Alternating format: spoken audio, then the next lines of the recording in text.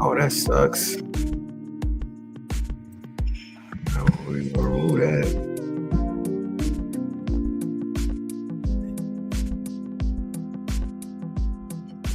What's going on, everybody? Saying everybody, nobody even on here. But this is for my live, so hopefully I can cut and use this video later on. But we're gonna go over what specifically today is testimonials, things that I've actually done, and I could talk about my experiences that I've done as an investor, different things I've done using the VA home loan. So this is what this is going to be about. This is what it's going to be about. If you have any questions during the live, jump on in, ask whatever questions you want.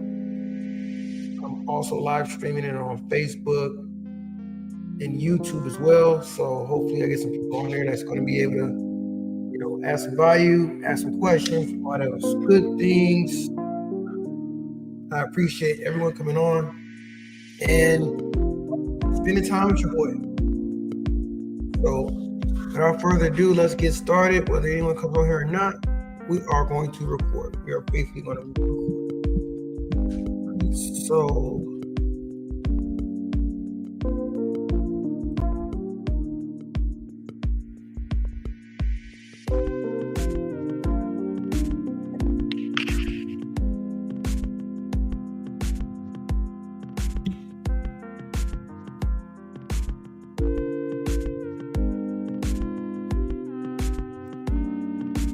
boom, what is going on? This is Mike Clark, Keys of Knowledge, coming back with another fire episode. Today is Wednesday, but to be specific, today is Wednesday, July 9th, and I'm trying to follow my social media calendar, and Wednesdays are going to be dedicated to testimonials, reviews,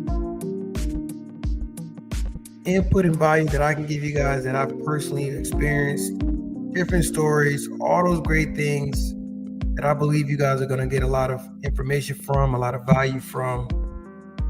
And yeah, you guys can laugh at my mistakes or things that I've done. You can say, Mike, why would you do that? It makes no sense of why you would do something like that.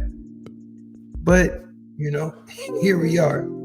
So if you guys can see on the screen, talking about this is my first property. It wasn't my first property, but it was the first time I utilized the VA home loan. Yes. I purchased this using the VA home loan. This property here that you're looking at was originally, I believe it was at 130. I looked at the MLS and it said it was 128, but I really believe it was like 130. Crazy thing about this property, now that I did look at the MLS, it did remind me of the situation. This property was on the market for a long time. This was 2021, so probably sitting on the market for almost 115 days. Sellers were definitely looking to sell the property, however, there was no takers. This was one of those properties that was identified, at least in my eyes, as that ugly duckling in a beautiful, beautiful neighborhood, man. Beautiful neighborhood. I believe my wife was the one who found the property.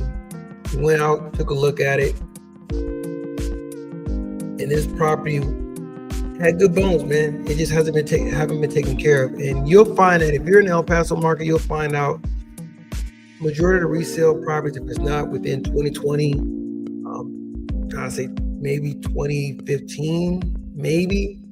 But majority of these properties do need love. Doesn't mean they're a bad house. Doesn't mean that it's not a house that you and your family should think or consider. It just means you're going to have to put some work into it. What I mean by that is you may need paint, change out some light fixtures. Everything that I learned how to do on the handyman side, or just being a man in general, or just learning how to be a homeowner, I learned in this property. I put up lights, I changed out doors, I put up so many different things. I painted, I took down walls, I did plumbing, changing out electrical outlets. All of this was first time experience during this property. This is what was considered a live-in flip for me. Like I said, they wanted 130. I believe it was 130. It was on the market, like I said, for 115 days. And when I initially put the offer in, like I said, the way I approach investing is like poker, man. And when I see a property on the market for 115 days, rest assured, you're not going to get what you're asking for. I'm telling you that now. You're not going to get what you're asking for. Because what that's telling me is, one, you either overpriced, so I'm right anyway by bringing the price down, or two, there's something really wrong with the property that is not selling. Like, property should not be on the market that long. However, we understand that happens sometimes. It does happen sometimes, but I'm telling you, let your property be overpriced. You're going to know Michael Clark put an offer in on your property because it's not going to be what you want. It's not going to be what you want. But anyway, so this property, like I said, I did a lot of the work with it. Man, great experience. So I put the initial offer in. After I walked through the property, and I can show you guys the original pictures because they still have them on MLS. So this is what it looked like to begin when I first got the property. All right, needed new paint. It looked like they may have changed out the garage door because it was all white. It didn't even match with the property. It was weeds everywhere. It wasn't taken care of. So I knew, okay, these guys are vacant. This is vacant. No one's here. No one's maintaining it. This was the bathroom. This was nice because the bathroom, well, you had your bedroom. This is where the bedroom is, where you see the carpet is, but then you'd walk in, and then from there, where you see the bathroom counter, it was a his and her set. To the right of that, or I guess, yeah, to the right of that was the closet, and then to the left was the actual bathroom with the shower, toilet, all that good stuff was in there. Okay, this is what I'm seeing as I'm walking through the property, man. Once again, this is the bathroom. I ended up getting an inspection done, and one of the, it wasn't a red flag, but there was a deficiency with the bathtub. The bathtub actually was leaking, and the way that the inspector had found out was through this little box right here. If you guys can see it at the very bottom, the bottom left hand side of the picture, there was an access point to get into, to see the bottom of the tub, to see the actual motor and all that good stuff. And that's where we were seeing leaks. And of course, what you do is, if once you do the inspection, of course, you're writing this down. You're writing this down, or you're keeping a mental note in your head. All right. So this was the kitchen. And once again, I don't know who the realtor was, man, at this point, but I'm glad I did go see it. I mean, these were some, I'm going to go say they were bad pictures, man. These are bad pictures, because it didn't really truly show the highlights of the home. It didn't. But I ended up changing out this light, and I ended up doing a whole bunch of stuff. There was holes over here because they ended up taking down the drapes. This door, I believe, needed to be replaced as well.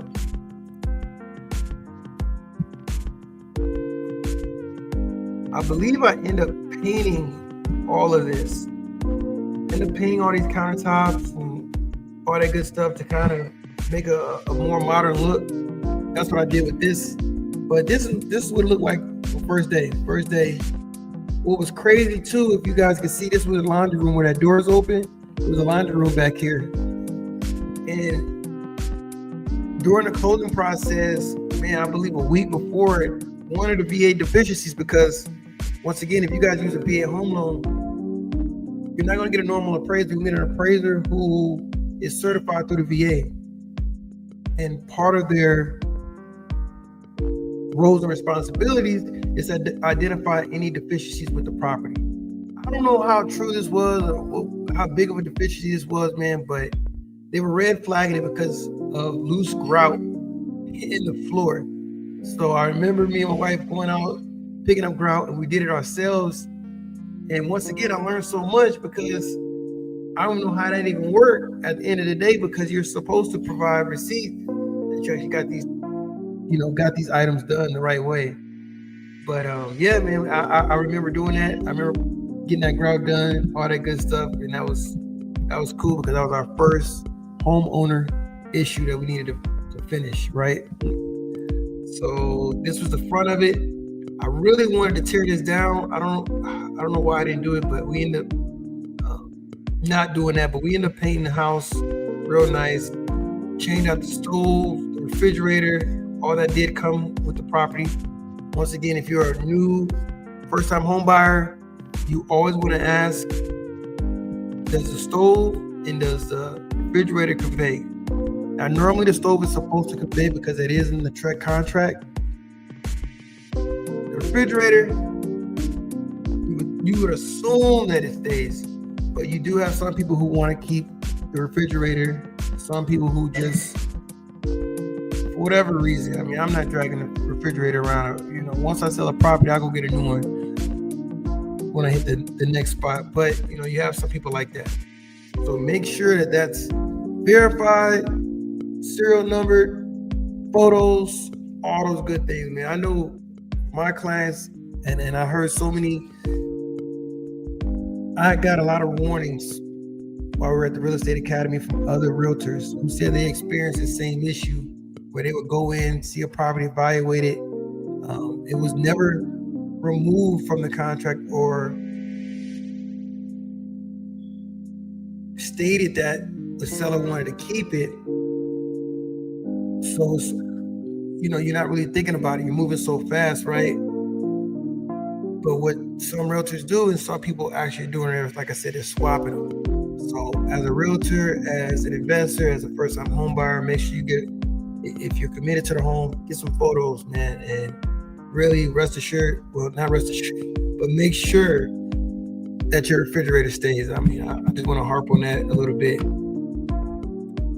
But yeah, so this is what the property looks like so far, and as you can see, man, it just needed some love, needed to be updated. Right here is the living room. This was right here is the first wall that I took down, and I swear I researched it for months before I did it. I talked to my dad, talked to anyone I could about a load-bearing wall. I ended up learning what a load-bearing wall was. And the reason why I ended up doing it was because there was another property similar to this not too far from us. I don't know if it was on the next street over or what, but someone else had the same home and remodel. So that was my other reason why I bought this house, because I knew this same property, and it was, I believe it had to be the same builder, but there was 4 homes similar to this in the same area. And like I said, one of them got rehab, or one of them was, rehab, fixed up, right? And in the process, I was able to see all the photos and what it was sold for. And I'm like, oh man, so if I do X, Y, and Z, I'm pretty sure, I'm confident that I'm gonna be able to get this amount of money, right? So that was one of the things I did. I ended up changing out this as well. The ceiling fan, I changed that out as well. The carpet, we removed the carpet and we tiled everything. That was a whole experience, man. And how I found that guy was when we went to go look at tiles and all these different materials to do the project, because I thought I was going to do it, but I really didn't want to do it. We were looking for a contractor.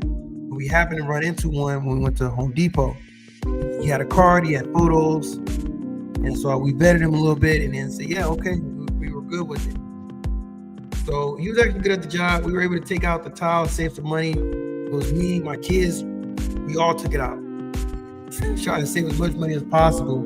And we ended up finding out that floor wasn't level, and it was cement. It was a cemented floor.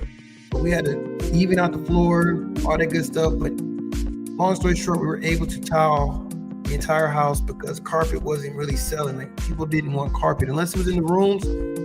Nobody wanted to deal with carpet. So that was a selling point that I knew needed to happen. I needed to change that out. So Yeah, and then so this is what I'm looking at. Fireplace, same thing. We changed the fireplace, painted it, made it look real nice. And yeah, this is what it looked like originally, man. This is what it looked like originally. And once again, they wanted 130. After walking through the property, getting the inspection done, I ended up offering a total of 115. I didn't know too much about concessions and everything else and closing costs, and of course I had no down payment because I was utilizing the VA home loan, which was great. Looking back on it, I know I could have made more money if I would have put in I could have really maxed out this offer. Really could have put some effort in, because like I said, it was 115 days. It had been 115 days on the market. Like I said, you have to use the information that's available publicly, right? Whether you use Zillow or whatever, or you're just talking to your realtor, collect as much information as you can. Your realtor should understand that when it comes to the negotiation process. However, not all agents are built the same. Just gonna call a spade a spade. They're just not. Not talking bad on them, just saying that they don't know what they don't know. Same as me. I mean, I'm not perfect either. I'm pretty sure there's gonna be a lot of things I don't know. However, I've never been scared of research. I've never been scared to ask a question. I've never been asked this question of just why. Why are you asking for this? What's the importance of this? We get caught up, and I'll go back to our school days. No one really wanted to ask that question, knowing that if you ask that question, 9 times out of 10, someone else has that same question. So I use it in reverse. I like to ask questions for why, simply so I can then make content and let other people know the reason behind the method. Because I know someone else has that same question. And realistically, I need to know as well. I need to lock it in. I need to understand why something is the way it is. I don't like just going through the motion. I need to understand too, what was the purpose of negotiating a certain way or asking a certain question. I need to understand it. So anyway, this is what I did. I utilized how many days it was on market. I utilized the condition of the property. I utilized knowing that, hey, no one's keeping up with the grass, the weeds. So, and I also know that the previous owners have already moved from public records, right? I already knew. So now they're paying 2 mortgages. Once you have all the facts, as much information you collect, that will help you make a better decision of what you're going to do. And this is for my investors. But this can also be for first-time home buyers, especially if you're not buying a new build and you're buying a resale. Our grandparents, our parents, what they would do, of course, they get the cheaper house and fix it up together. And I'm not saying anything wrong with our generation, but we kind of want things turnkey ready. We want things to be available and ready now. Okay, that's cool. But there is a thing called house poor. There is a thing called being house poor. Yes, you can afford a house on paper, but realistically, once life happens, can you truly afford that house comfortably? That is ultimately the question. But with this house, I was so aggressive because I was actually learning about Dave Ramsey and trying to be debt free. And I'm still on that path. However, I do consider certain things good debt. And so I've changed my mindset or my thought process on what's considered good debt. And then what I am trying to do and accomplish is closing down my consumer debt and limiting that to a certain number, Like I'm going to have a debt ceiling of where I don't want to pass. So ultimately that's the goal, but that's what I was doing during that time. So what I did was, now the 30-year mortgage, where I could have got even a better mortgage payment. I did a 15-year mortgage, which I got questioned about that all throughout the process. They just weren't used to that. You want a 15-year, because remember, finance companies make money off of what? Off the interest rate. They make it off the interest rate. So of course they get paid for the life of the loan. Not to mention some of these mortgage companies, as soon as you sign the paperwork, they may not be the one managing your loan. They may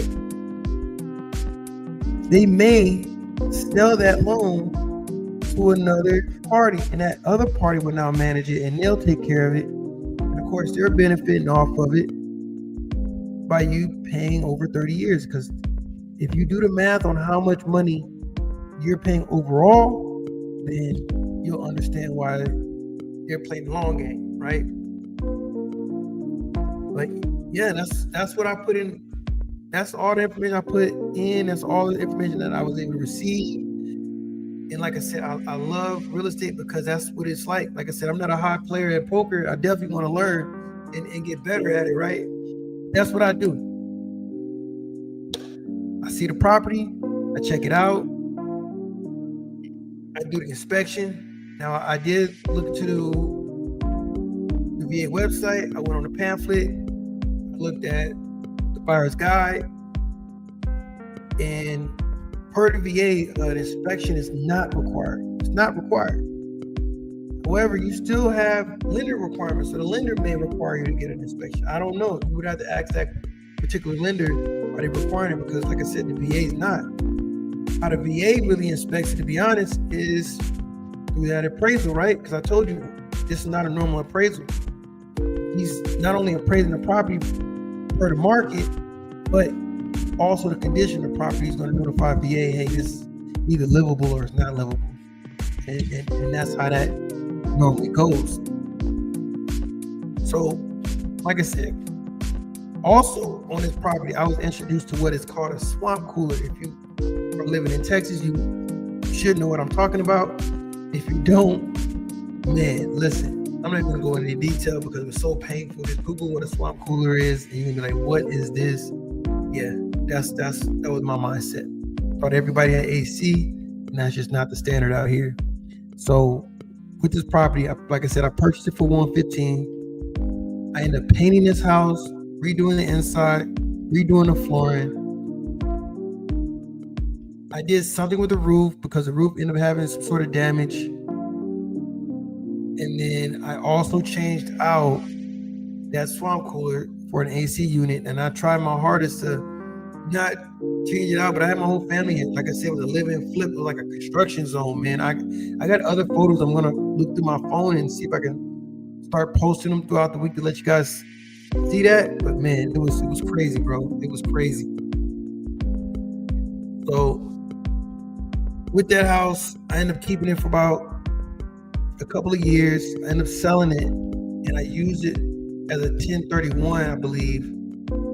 Or yeah, I think I used it as a 1031 on my commercial property. Like I said, you know, with the VA home loan, you have to stay in the property for a year. And it was a reason why I decided to do it, but I can't remember right now. But it was just time to do it. You know, I wanted to take a risk. I took it. Did it pay off? It's debatable. It's debatable. Because I kind of look back on it like, man, I should have kept that house. But yeah, man, yeah, it was a time.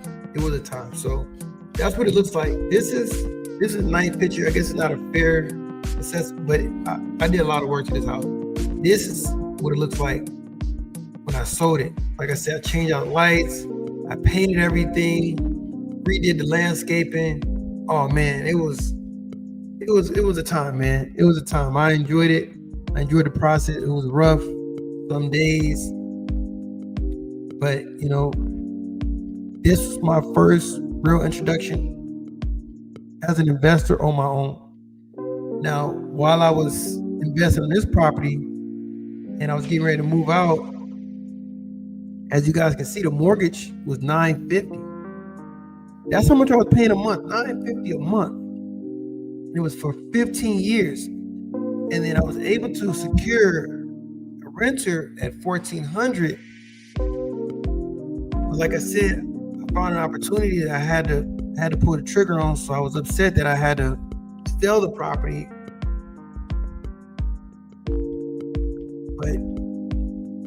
Yeah, I mean, that's how simple it can be.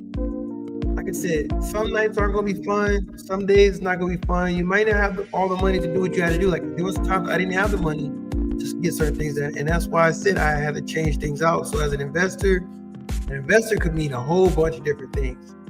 When you do a live and flip with the family, with those type of conditions, man, you learn quickly what you can and can't do. You learn quickly how to be resourceful and how to figure things out. So yeah, man, I remember this post. This post was February 14th, 2021. It says, building investments can be a curse or a blessing. This house was acquired almost 2 years ago as a live and flip. My family and I stayed in this house and remodeled everything, paycheck to paycheck. I told you, we didn't have our money. We definitely didn't. Was it comfortable? Was it fun to look at? No. However, I can now pass this down to my kids and make money in my sleep. Want to learn more, follow my podcast, or if you want a one-on-one consulting, hit me up. Hey man, I was trying to do this, and I wasn't a realtor at that time. I was just trying to figure it out, and I wanted to help other people out, and I wanted to make money by passing this information out. So that's always available. Like if you want consulting, of course it's a small fee, but if it's something small or if it's just information, hey, I got you all day, every day, right? No issues, man. But yeah, this was an exciting time. But yeah, this, like I said, my first property. This is out in El Paso on the east side. The east side has grown so much. It looks it looks different. I know this property is going to be worth $200,000 sooner or later. Maybe in the next 5 years, it's going to be about $200,000. And that would have been crazy if I kept it then. But if you have any questions, comments, concerns, definitely hit me up. Don't hesitate. Next Wednesday, I might go in more detail about this on some different stories that contractors I had to deal with. That's always a hassle. Different issues with the overall property and the structure. I almost had a huge issue with the water line going out to the city sewer, or I guess the sewer line. That was almost a huge issue, but it ended up being a small fix. So I might highlight those issues for you guys. So you let me know if that's what you want to hear. But once again, I appreciate everybody. I think I have 1 or 2 people pop out on Facebook Live, Instagram Live, YouTube Live. But I like this. I like this setup because it's a little easier. And then all I got to do is chop and screw this thing up, man. And then now I got content throughout the week. So comment, subscribe, hit me up. I am a realtor out here in El Paso, all throughout El Paso. I've access to the MLS, whatever you need, whatever information you need, just let me know, and let me know how I can help. How can I be your next real estate realtor? How can I be your realtor? Let me know. How can I work for you? What do you want to see from your realtor? And then ask yourself, when has your realtor asked you that question? What do you want to see from me? So, yeah. I appreciate you guys. All right. Be out. Peace.